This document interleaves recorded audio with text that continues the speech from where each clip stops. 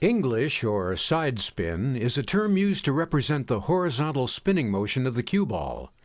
Whereas follow and draw have the ability to alter the path of the cue ball as it makes contact with an object ball, English changes the angle of the cue ball as it rebounds from a cushion.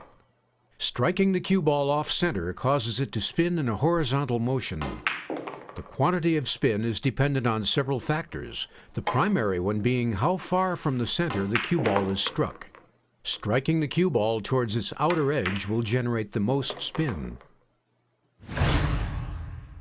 Often you'll hear people refer to English as inside and outside English.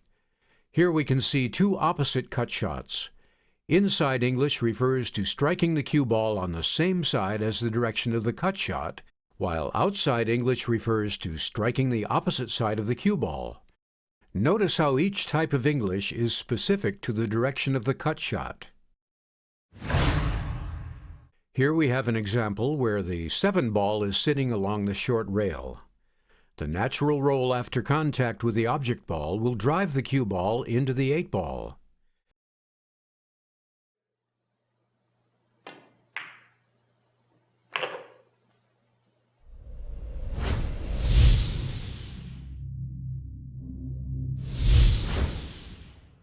Since the result of the situation is difficult to predict and could present a negative outcome, English can be used to avoid this situation altogether. Although there are several options here, the easiest way to get shape on the next shot is to use outside English. In this case, outside English is right English. This will allow you to pull the cue ball back towards yourself while avoiding running into the 8 ball. The problematic situation is avoided, and you'll be able to proceed to the next shot without difficulty.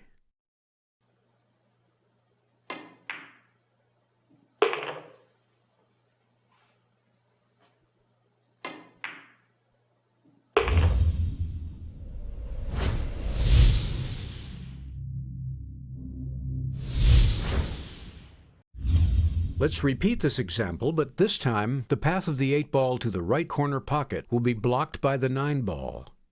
Although you could attempt to use outside English again and settle for a combination shot on the 9 ball, a much better option would be to use inside English this time.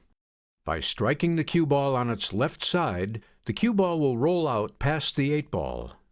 This allows the 8 ball to be pocketed in the near corner, in the process avoiding any complications that would have been presented by the combination shot. The 8 ball and 9 ball are now easy targets.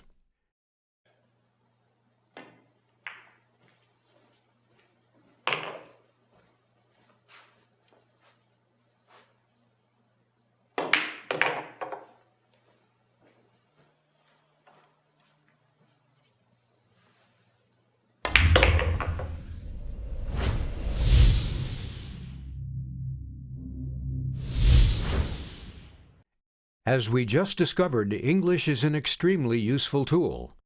Of course, things are never as simple as they first appear. When applying English, the outer edge of the cue ball must be struck. Since the ball is round, contact on the ball's outer edge offers very little friction. The cue stick pushes through the cue ball, simultaneously pushing the cue ball to the side. The result is an undesirable effect known as cue ball deflection. The more English used, the more deflection occurs. Unfortunately, this cannot be prevented. To counter this, an adjustment in aim must be made. How much compensation you make depends on many things, including the type and speed of your stroke, the quantity of follow-through, the elevation of the cue stick prior to contact with the cue ball, the distance to the object ball, as well as the type of cue stick you play with. If this sounds complicated, it's likely because it actually is. Cue ball deflection is one of the most difficult aspects of pocket billiards and can take years to master. You've likely seen many advanced players miss a shot that didn't seem difficult. This is likely due to improperly compensating for the deflection. English is definitely worth taking the time to master. Be cautious and use it sparingly, slowly adding more spin to your shots as you become comfortable with the level of deflection.